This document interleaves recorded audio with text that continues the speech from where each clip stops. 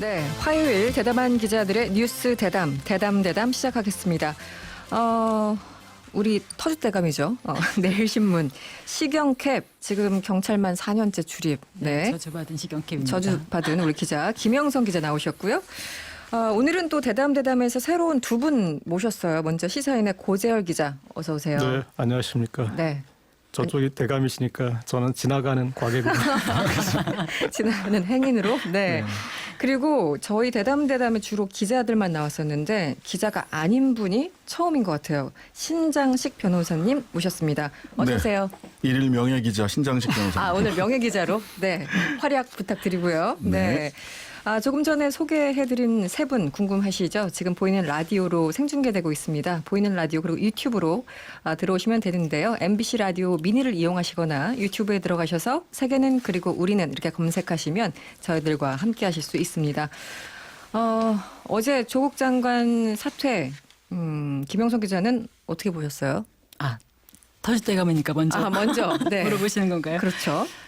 깜짝 놀랐죠, 사실. 네. 이게 2시 엠바고로 1시 반쯤 좀 넘어서 사퇴 입장문이 이제 기자들은 이제 받았는데 네. 그때 제가 서울지방경찰청 기자실에 있었거든요. 근데 네네. 같이 있던 기자들이 뭐 다들 놀랐고요. 이게 실화냐 이런 거죠. 네. 다들 같이 있던 경찰들은 또 그날 마침 또 서울지방경찰청에 대한 국정감사가 있는 날이었어요. 네네네. 그래가지고 좀 기자들이 많이 있었고 경찰도 많이 몰려 있었는데 오늘 국감 할 것도 없겠네. 약간 이런 이미. 분위기였고요. 네.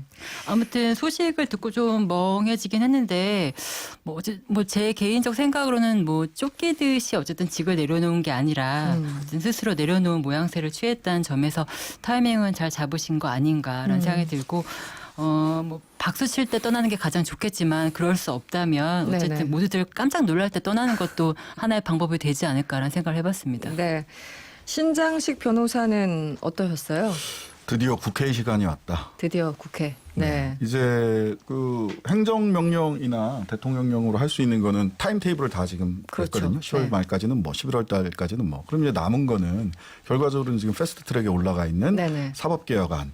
이게 어떻게 처리될 거냐. 이 부분에 대해서 서초동이나 광화문에 있던 촛불이 이제는 여의도로 갈 수도 있다. 네. 국회의원들 지금 긴장 타셔야 된다. 충분히 그럴 수 있죠. 네. 네. 그런 생각. 고재열 기자는 어떠셨습니까? 네, 저는 올 것이 왔다라는 생각을 했는데요. 네. 그 시사인에서 조국 장관 인터뷰를 했는데 네네. 그때 이제 기자 인터뷰 내용과 별개로 좀 사퇴를 준비하고 있는 것 같다라는 그런 이제 얘기가 있었어요. 그래서 그런 좀 준비를 하고 있겠구나 했는데 네. 물론 이제 그 사퇴 소식을 들었을 때는 그래도 네. 놀랐죠. 놀랐죠. 근데 놀라서 그렇죠. 왜 네. 지금 했지 하고 생각을 하다가 조금 다시 생각을 해보니까 지금이 딱일 수도 있겠다 싶었던 게 제가 봤을 때 이제 조국 장관에게는 세 개의 시계가 있었던 것 같아요. 세 개의 시계요. 네. 네. 먼저는 이 검찰 개혁의 시계고 그 시계는 지금 신장식 변호사님이 얘기하셨다시피 네.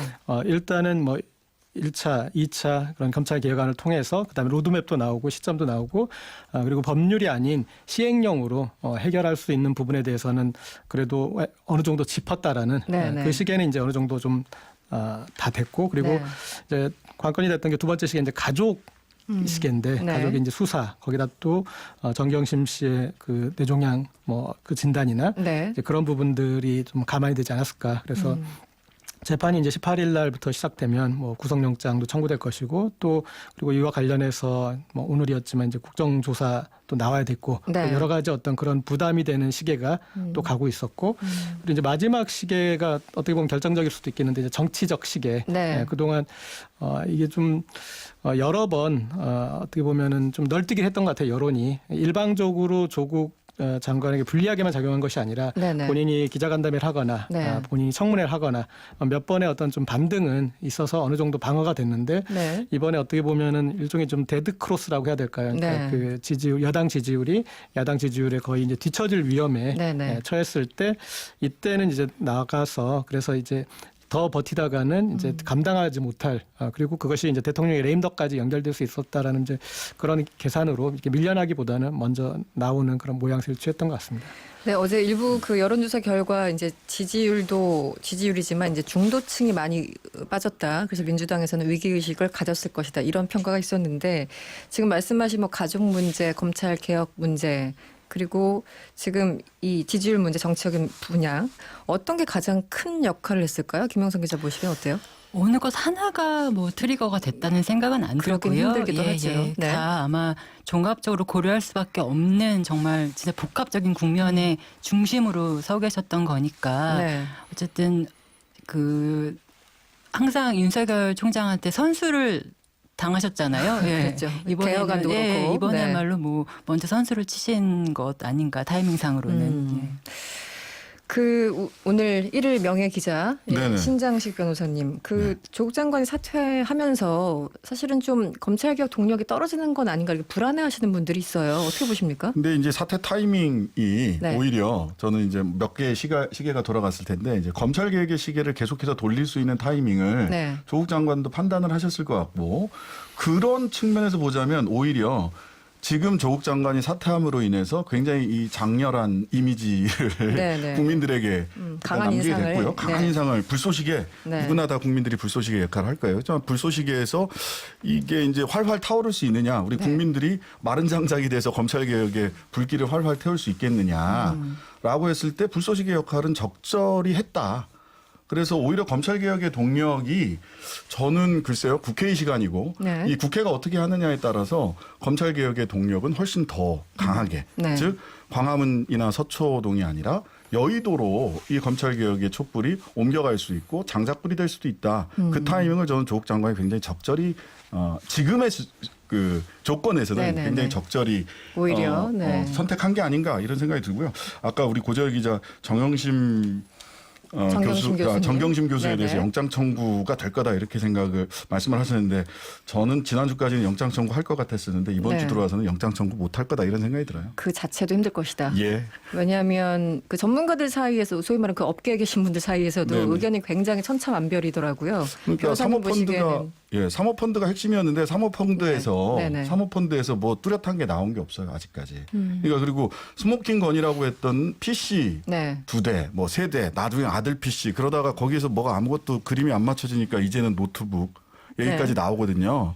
거의 뭐 노트북이 노트북이냐 노트북 가방이냐 노트북 뭐 논란도 가방이냐 있죠. 뭐 이런 네. 얘기도 있고 그다음에 뭐 노트북 가지고 간 걸 가지고 노트북 들고 다녔다 증거인멸 핸드폰 들고 다니면 증거인멸이고 노트북 들고 다니면 증거인멸인지 네. 그러니까 뭔가 자신이 없어요. 네. 그래서 기소도 결국은 힘들 것이다. 예 골대 앞에까지 갔는데 이거 슛은 못 하지 않을까? 네. 네. 그렇게까지. 뭐 제가 이제 말씀드렸던 네. 의도는 그러니까 그런 이제 그게 그 정도의 뭐 부담일 것이라는 그런 얘기는 아니고요. 근데 네네. 지금까지 이제 검찰이 해온 어떤 플레이를 보면은 이런 지금 이 조국 가족 관련 수사가 지금까지 사실의 게임이 아니라 사실에 대한 인식의 게임이었고 네. 그 인식에 여러 가지 잔기술을 부려가지고 그렇죠. 마치 일반 네. 국민들은 어느 정도 이미 다 죄가 증명된 것처럼 그렇게 이제 인식되게 했는데 그런 거에 대한 부담 정도로 얘기하면 될 것 같습니다. 그리고 네.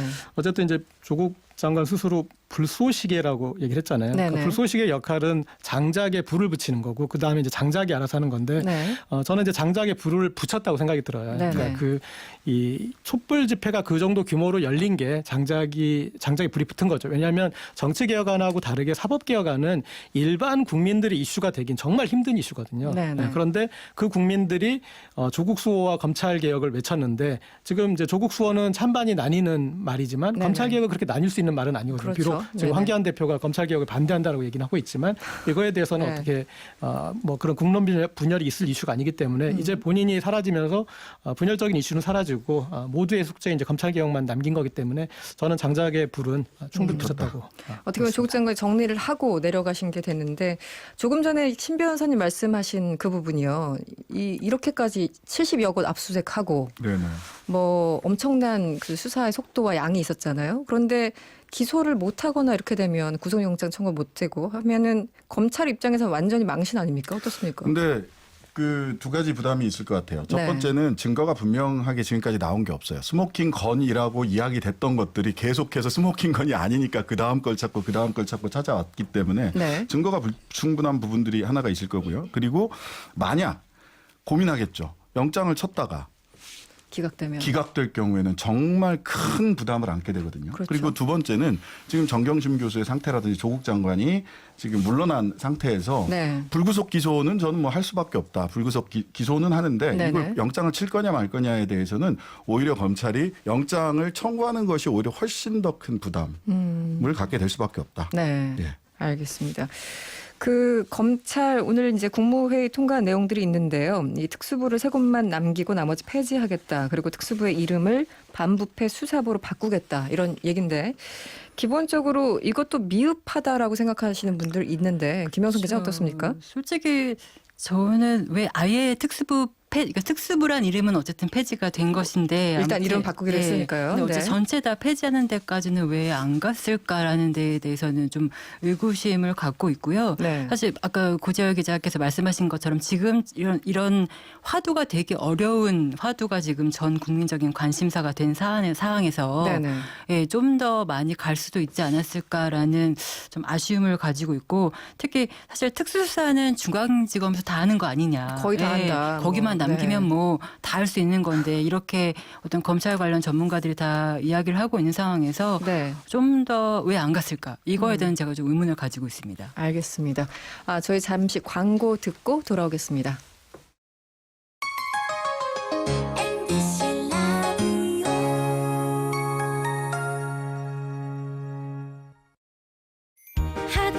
하드론 프리미엄 브레이크 패드 상신 하드론 하드론 프리미엄 브레이크 패드 상신 하드론 2018년 금감원 제품 매출 공시 기준 12년 연속 국내 1위 상신 브레이크 하드론 수혜입니다. 문을 열면 한강과 공원이, 또 다른 문을 열면 쇼핑도 일도 한 번에. 여기가 어디냐고요? 일과 삶이 시너지가 되는 지식문화 복합센터 미사강변 스카이폴리스 땅에는 없다, 하늘로 가자. 1522-3317 시공사 롯데건설 신동아건설. 당신이 해외 주식을 마음에 두는 순간 글로벌 전문가의 컨설팅, 글로벌 리서치 센터의 분석, 11개국 글로벌 네트워크의 미래에셋대우 글로벌 인프라가 함께 움직입니다. 당신을 위한 글로벌 팀플레이 미래에셋대우. 원금 손실에 유의하세요. 동탄 이 신도시 슈퍼블록 중심에 투자하라. 동원 로얄듀크 비스타스퀘어 상업시설. 풍부한 배우 수요를 흡수할 드라이브스루 시설과 사면 스트리트형 특화 설계의 만남. 동원 로얄듀크 비스타스퀘어 상업시설. 사전 예약 접수 중. 문의 031-375-7373 동원개발. 제가 75년에 태어났는데 반갑다 친구야. 1975년생 여성시대. 제 생일은 1995년 12월 6일입니다. 95년생 지금은 라디오 시대. 당신과 태어나고 살아가는 MBC 라디오. 늘 여러분 삶에 있겠습니다. 95.9 MBC 라디오. 지금 여러분께서는 똑소리 나는 시사 토크쇼 이승원의 세계는 그리고 우리 눈을 듣고 계시고요. 보이는 라디오와 유튜브로도 생중계되고 있습니다. MBC 라디오의 미니로 들어오시거나 유튜브에 이승원의 세계는 그리고 우리 눈을 검색하시면 저희 방송 즐기실 수 있습니다. 구독과 좋아요도 많이 눌러주시고요. 여러분의 참여 언제든지 열려 있습니다. 짧은 건 50원, 긴 건 100원의 이용료가 드는 샵 8001번 또는 무료인 미니로 많은 의견 부탁드립니다. 네, 신장식 변호사, 시사인의 고재열 기자, 그리고 내일신문의 김영선 기자와 대담 이어가고 있습니다. 9639번님, 기자와 변호사 조합 좋아요. 고재열 기자도 좋고 신장식 변호사님이 법리적으로 설명해 주니까 밸런스가 맞네요. 아이고, 이 조합 감사합니다. 가자. 네. 예. 이 자리 비우신 분들 항상 이래서 긴장 많이 하셔야 됩니다. 조금 전에 특수부 3곳 남긴 것에 대해서 이제 입장을 일단 김영선 기자한테 들어봤는데 신장식 변호사님은 네네. 어떻게 보십니까? 여기에 대해서도 이렇게 논란이 있어요. 네네. 네. 우선 법무검찰개혁위원회에서는 특수부 전면 폐지하자 이런 그랬었죠. 의견을 냈었죠. 네. 근데 이제 왜 3개만 남겼느냐. 근데 이게 숫자가 그 개수 특수부 그 지검에 몇 개, 3개를 남겼다라는 그 숫자는 저는 별로 중요하다는 생각을 안 합니다. 그래요? 왜냐하면 사실 중앙지검 특수부가 핵심이에요. 중앙지검 네. 특수부의 특수부 1부부터 4부까지가 51명이고요. 보통 첨단수사부까지를 포함을 해서 네. 특수부라고 통칭하는데 첨단수사부가 5명이에요. 그래서 전체가 56명입니다. 특수부만 56명이에요. 56명. 예. 네. 근데 서울 서부지검 검사 총수가 64명밖에 안 돼요. 아, 그렇습니까? 네네. 그러니까 지방으로 가면 네. 특수부보다 작은 지검이 네. 굉장히 많습니다. 그러니까 검찰청 하나가 네. 중앙지검만 특수수사만 하는 검찰청이 중앙지검에 있는 거예요. 따라서 중앙지검 특수부를 축소하지 않고 네. 그대로 중앙지검에 남기면서 특수부 숫자를 뭐 7개에서 3개로 줄였다라고 하는 것은 큰 의미는 없다. 네. 근데 왜 그러면은 이 3개로 세 개를 남겼을까? 네, 그게 저는 좀 궁금해요. 네. 이게 그 특수부가 반부패 수사부 이름 바뀐 반부패 수사부가 수사 대상이 공직자 범죄하고 기업 범죄입니다. 네네. 근데 지금 패스트트랙에 올라가 있는 안 중에서 백혜련 의원이 낸 안에는 공직자 대상 수사 범죄 수사는 네. 공수처에서 하는 걸로 돼 있어요. 네네네. 예, 그러면 맞습니다. 네. 만약 이 패스트트랙이 통과가 돼서 공수처 안이 통과가 돼서 그 공직자 대상 범죄를 공수처에서 하게 된다. 네. 그럼 사실은 특수부의 절반은 또 줄일 수 있는 거죠. 가져가게 되는 거군요. 예, 가져가게 되는 겁니다. 네. 그렇게 되면 결과적으로 지금 당장 특수부를 전면 폐지했을 때 검찰의 반발, 특히 특수통이라고 하는 윤석열 총장의 반발 네. 이런 부분들을 분명히 법무부와 청와대는 고려할 수밖에 없었다라고 하는 생각이 들어요. 그건 저도 정교하게 해놨다. 비슷한 의견인데, 네네. 그러니까 이 검찰 개혁의 서사를 이어가는데 지금 특수부 폐지 정도라면 갑자기 여기서부터 또 격렬한 논점이 생기니까 네네. 일단은 최소 공배수부터 해서 그 다음 단계로 넘어가는 그런 이제 과정으로서 이해를 할 수 있을 것 같습니다. 네. 지금 여야가 말 그대로 이제 국회 시간이어서 여야 간에 이것을 또 쟁점, 시기도 조절해야 되고 내용도 또 조정을 해야 되고 여러 가지 이슈가 많습니다. 민주당 이인영 원내대표 오늘 하늘이 두 쪽 나도 검찰 개혁을 완수하겠다 이런 얘기를 했는데 지금 야당은 안 된다. 선거법 먼저 하고 이 사법개혁안 나중에 하자 뭐 이런 거잖아요. 어떻게 전망하세요? 국회 시간을. 일단은 어쨌든 조국 이슈 때문에 그 사법개혁안, 검찰개혁안이나 이런 패스트트랙 안의 법안을 통과시키는데 필요한 어떤 한국당 외 다른 야당과의 공조가 약간 전선이 흐트러진 감이 있었잖아요. 네네네. 그래서 그 전선을 좀 이제 자유한국당을 제외한 다른 야당과의 공조, 그 전선을 조금 다시 이제 되살리는데 좀 많이 여당이 많이 좀 공을 들여야 할 거라는 생각이 들고요. 네. 예, 그거에 성공만 할 수 있다면 사실은 다른 당들은 지금 내년 4월을 다 보고 지금 그렇죠. 정치적인 계산을 하고 있는 거 아닙니까? 네네네. 그래서 그 4월까지 가기 전까지는 굉장히 많은 그 변수가 있긴 하겠지만 어쨌든 그 전선만 잘 흐트러지지 않는다면 예. 잘 되지 않을까? 잘 됐으면 제가 희망이 너무 담겼는지 모르겠는데. 희망 섞인 전망. 네. 지금 그 패스트트랙 과정에서 같이 힘을 모았던 야당 그럼에도 불구하고 지금 약간 그 전선도 흐트러졌다고 김영선 기자가 얘기를 했는데 오신환 원내대표 어제 인터뷰도 했었고 또 손학규 대표도 그렇고 정동영 대표도 그렇고 각각 다 선거법 먼저 해야 된다. 약속대로 하자. 그다음에 검찰개혁법을 통과시켜야 된다. 이런 입장을 고수하고 있어요. 어떻게 전망하세요? 쉽지 않은데요. 그래서 이제 이인영 원내대표나 이제 민주당은 네. 이 사법개혁 먼저 얘기를 하고 있는 거죠. 그러니까 이를테면 이제 그 얘기를 하는 거는 네. 민주당도 사법개혁 먼저 할 수 있다라고 생각하는 건 아니겠고요. 그러니까 선 옵션을 거는 거죠. 그래서 우리는 먼저 하겠다고 했는데 네. 그럼 당신들 쪽에서는 정치개혁 법안을 먼저 한작 하겠다고 그러니 그럼 다시 저번처럼 같이 합시다 정도로 네. 뭐 그런 정도로 어느 정도 이제 의견이 결집되지 않을까 싶습니다. 이게 네. 보면은요. 이전에 민주당이 지난해에 예산은 자한당이랑 같이 네네네. 통과시켰죠. 그랬죠. 그 지난해 예산은 국민의당이랑 같이 통과시켜서 과반 만들어서 네. 통과시켰거든요. 그다음에 패스트트랙은 야3당 한국당 제외한 한국당을 제외한 야3당이랑 같이 했어요. 네. 그러면은 내년 4월 선거까지를 놓고 봤을 때 민주당 입장에서는 지금 자한당의 이야기들을 들어서 자한당이랑 같이 과반을 만들 거냐. 네. 저는 상정하기 어려운 구도라고 봐요. 네. 그렇다면 결국은 이쪽이 선택할 수 있는 것은 민주당이 선택할 수 있는 것은 야3당과 즉 패스트트랙을 처음에 태웠던 네. 그 공조 체제를 복원하지 않으면 네네. 그 국민들의 열망인 이 공수처 패스트트랙 법안들을 사법개혁이든 뭐 정치개혁이든 이 법안들을 통과시키는 것이 현실적으로 의석수가 모자랄 수 있거든요. 네네. 그런 측면에서 민주당은 결과적으로 저는 11월 달에는 내용 이 패스트트랙에 올라가서 어차피 안이 2개가 올라갔기 때문에 네네. 이 새로 합의안을 내야 되거든요. 네네. 이 합의안을 만들기 위해서 국민들과 야삼당과 열심히 토론해서 합의안을 만들어서 그 야사당 사당 공조 체제를 다시 복원하는 게 거의 유일한 선택이지 유일한 않을까? 방법이다. 예. 실제 뭐 표수를 감안하면 그렇죠. 네. 그리고 이 조국 국면에서 네. 그러니까 정치 지형도가 좀 바뀌었습니다. 그러니까 다시 양쪽이 결합을 하면서 결집을 하면서 네네. 그러니까 더불어민주당 여권 지지자는 더불어민주당 쪽으로 그리고 야권 지지자는 자유한국당 쪽으로 결집을 해서 네. 그래서 이제 이를테면은 이 제3지대론이나 아니면 또 독자 생존할 수 있는 이제 그 제3세력의 그 여지가 상당히 좁아졌죠. 네, 네, 그래서 지금 바른미래당의 이제 탈당 얘기도 그냥 쏙 들어가고 그런 이제 국면이 되었는데 그래서 이런 상황에서 소수 정당 입장에서는 다급한 게 네. 선거법 개정이기 때문에 그렇죠. 그래서 그런 것을 지렛대 삼아서 네. 사법개혁도 이제 같이 어떻게 이전과 마찬가지로 그런 과정으로 가는 과정이 좀 나오지 않을까 싶습니다. 네. 윤석열 총장 거취도 관심이다 이런 얘기가 있는데 고재열 기자는 어떻게 보십니까? 네, 일단은 저는 이제 한 3가지 정도가 거취와 관련해서 좀 관건이 되지 않을까. 네.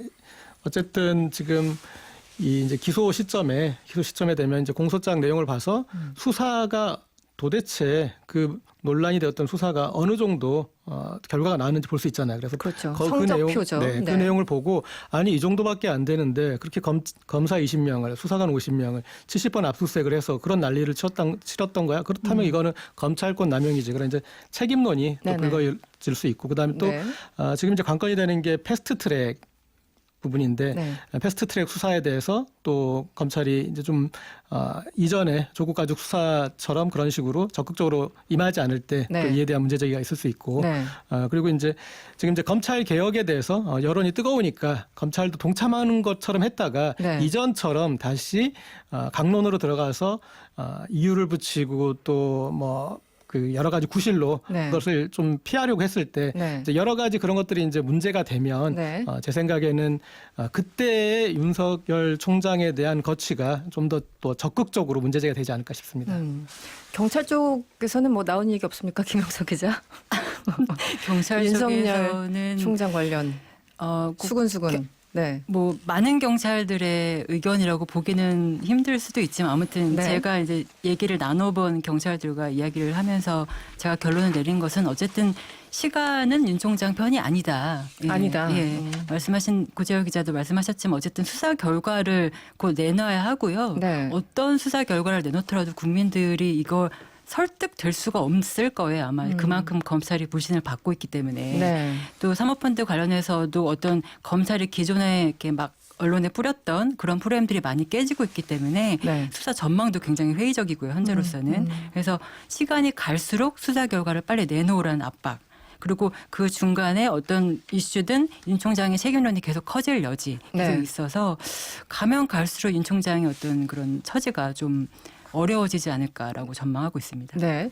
뭐 말 나온 김에 김영선 기자 오늘 그 버닝썬 사건 윤총경 관련해서 경찰청을 또 압수수색했습니까? 저번에 갔다가 못 갔다며 이분들이. 네. 네, 맞습니다. 경찰청에 지난번에 왔다가 허탕을 치고 갔죠. 예, 서울지방경찰청으로 옮겨서 이제 압수수색을 했는데 오늘 이제 온 데는 서대문구에 있는 경찰청 본청이라고 저희들이 이제 부릅니다만 거기에 그 윤총경 혐의로 이제 검찰이 잡았던 게 노건 CNI의 정모 전 대표의 수사를 무마해주는 대가로 예, 윤총경이 수천만 원의 주식을 받았다라는 특가법상 알선수재 혐의를 잡고 있는데 그와 관련한 증거를 좀 더 확보하기 위해서 온 걸로 보이고요.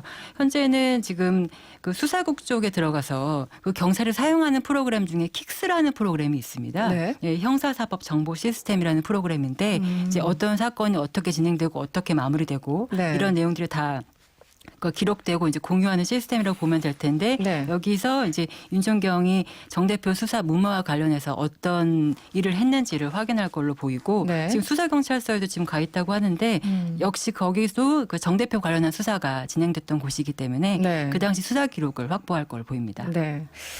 아, 이건 또 언제 결론이 날까? 이것도 참 궁금한 부분이에요. 네.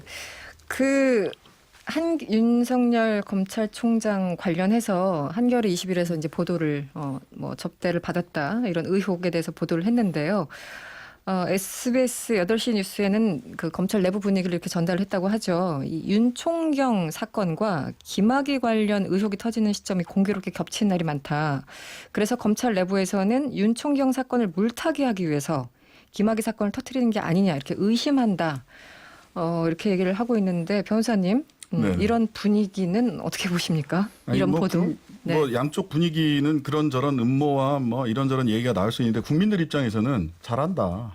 국민 입장에서. 네. 둘이 서로 뭐 서로 지금 폭로전이라도 해라. 네. 저는 그게 국민들한테 왜냐하면 네. 그 권력은 그 견제받지 않는 권력은 항상 괴물이 되게 마련이잖아요. 그렇죠. 예. 네. 예전에는 경찰이 그랬고 중앙정보부가 그랬고 사실은 노태우 정부 지나면서 노태우 정부 지나면서 박철원, 황태자 등장하면서 검찰 권력이 지나치게 비례화됐거든요. 네네. 그래서 그게 서로 견제하는 거죠 지금. 국민들 입장에서는 물론 사실 그 저녁 식사 아이들이랑 같이 하면서 보기에는 참 부끄럽고 나부끄러운 이런 사건들이 계속해서 쌍방에서 터지고 있긴 하지만 네. 그럼에도 불구하고 저는 국민들 입장에서는 계속 싸워라, 더 밝혀라. 그래서 이번에 한번 털고 가보자라고 네. 하는 게 국민들의 입장이지 않을까요? 네. 고재열 기자는 어떻게 보십니까? 저도 일단 두 기관이 싸우는 거 동의하고요. 동의한다. 싸워라. 네. 우리 경쟁지인 한겨레 21에서 보도를 했는데 네. 그 보도가 나오고 정말 또 여러 곳에서 많이 좀 비난을 들었습니다. 그런데 네. 제가 지금까지 진행된 어떤 그 팩트 확인의 내용들을 봤을 때 저는 잘한 보도라고 봅니다. 왜냐하면 네. 그 이제 보도가 나가고 그런 내용은 이제 뭐 그냥 구두조사에서 만 있었고 네. 공식 기록에서도 없었다고 그러는데 공식 기록에 존재한다는 게 밝혀졌고 그렇죠. 그러니까 첫 번째 거짓말이 밝혀졌고 그다음 두 번째 거짓말은 그런 이제 그런 내용 너무나 뭐 별로 의미도 없고 그래서 제대로 조사도 안 했다. 네네. 그런 내용에 대해서 조사한 바도 없다 그랬는데 그 내용에 대해서는 여한섭 그 당시 이 조사단장도 조사했었다라고 얘기를 했잖아요. 네네. 그다음에 지금 나오는 얘기 중에 하나는 그러나 이제 뭐 그렇게 깊이 있게 조사할 가치가 없었다. 이제 그런 정도로 나와요. 그러나 면담 형식이었기 때문에 자세하게 조사 안 했다. 근데 그거는 왜 말이 안 되냐면요. 이 김학의 관련 수사가 이전에 2번 수사가 너무나 불성실하게 됐기 때문에 3번째 한 거거든요. 그리고 그래서 이번 수사는 정말 철저하게 했어야 되는 그런 부분이 있는데 거기에서 얘기가 나왔는데 이걸 조사하지 않았다라고 하는 거는 네. 그리고 지금 그 입장을 표명한 분들이 제대로 조사를 하셨어야 될 입장에 있는 분들이에요. 네네네. 그래서 그분들은 지금 어떻게 보면 국민들한테 사죄하고 반성하셔야 될 분들인데 이분들이 지금 자기 입장만 설파하고 있어요. 그래서 저는 이 사건 관련해서는 물론 이제 윤석열 총장이 그런 사실이 없어서 억울할 수는 있겠지만 어쨌든 공직에 계시는 분이기 때문에 네. 정확한 법과 절차에 따른 수사를 받으셔야 돼요. 그랬는데 그 수사 그 내용이 이루어지지 않았는데 역으로 지금 고소를 진행하고 그리고 그 고소에 저는 이제 그런 고소를 듣도 보도 못했는데 그런 네. 취재원까지 네. 그 관계자까지 조사를 하겠다라고 네. 이렇게 말씀하신 거에 대해서 그리고 그게 결국은 지금 취재원 밝히는 얘기 아닙니까? 그 얘기는? 네, 그 네. 이상이죠. 네, 네네. 그래서 뭐 어쨌든 이 과정이 너무도 이렇게 우리의 검찰권 남용의 또 다른 단면을 보고 있는 모습으로 보여요. 그래서 이 사안에 대처하는 네. 윤석열 총장이 좀 정무적으로 또 잘못하고 있는 거 아닌가. 그래서 계속 여러 가지로 지금 윤석열 총장이 코너에 몰리고 있는데 알겠습니다. 그 중에 또 이 축도 네. 있는 것 같습니다. 제가 신 변호사님한테 정말 여쭤보고 싶었던 게 뭐 검찰총장이 고소를 하는 것도 굉장히 이례적인 사건이지만 바로 수사에 착수했다 이런 보도가 나옵니다. 이렇게 LTE급으로 모든 사람들이 명예훼손 관련해서 이렇게 빨리 검찰이 수사를 합니까? 아니면은 총장님이라고 좀 빨리 해주는 겁니까? 어떻게 하는 겁니까? 빠름이죠. 네. 너무 빨랐고요. 네. 좀 현기증이 나는 속도라서. 네. 하여튼간에 이 뭐 명예훼손 같은 사실 공직자가 명예훼손으로 기자와 관계자들을 다 고소한다라고 하는 것 자체가 저는 자제돼야 될 일이고. 네네. 그다음에 이걸 이렇게 빛의 속도로 수사하는 것도 이거는 오바라고 보여요. 뭐 그렇게 가서는 안 되고요. 네. 이 고소고발 사건 한번 고소고발하고 나면 우리 국민들 입장에서 얼마나 답답하게 오래오래 기다립니까? 네, 사실. 그렇죠. 일반인들은요. 네. 김영선 기자 기사 잘못 쓰면 이렇게 고소고발 당하고 무서워서 네. 기사 쓰겠습니까? 검찰이 정말 뻔뻔한 것 같아요. 이런 상황까지 됐는데도 네. 저런 어떤 선택적 정의죠. 이것도 어떻게 보면 선택적 정의, 선택적 수사를 지금 하고 있다는 게 좀 사실 치가 떨린다는 느낌이 솔직히 들었고요. 네. 그 검찰의 그 한겨레 20일 보도에 대한 대응을 한겨레 20일 보도의 핵심 자체는 네네. 사실은 검찰이 그때 그걸 덮었다는 부분이고 수사를 제대로 안 했다. 안 했다는 네네. 부분이고 그 부분이 사실상 맞았구나라는 게 어느 정도 드러나고 있으니까 검찰이 지금 해야 할 거는 사실 수사가 아니라 자성이죠. 예, 자성을 네. 해야 되는데 지금 와서 뭐 윤총경 사건을 뭐 물타기 하려고 뭐 터뜨리는 게 아니라는 식의 음모론을 퍼뜨리고 예, 검찰이 정말 안 변하는 조직. 네. 근데 지금 뭐 검찰을 지적하는 것만큼 검찰과 언론 사이에 네. 이 잘못된 관행, 보도 관행, 즉 그 언론에서 출입처의 관점을 내면화해가지고 네. 내면화해서 사실 출입처의 입장에서 언론 보도가 계속 이어지는 부분에 대해서 알겠습니다. 국민들은 분명히 좀 지적하고 있다라는 점도 염두에 두셔야 될 것 같습니다. 알겠습니다. 지금까지 고재열 기자, 김영선 기자 그리고 신장식 변호사와 함께했습니다. 오늘 고맙습니다. 네, 감사합니다. 감사합니다.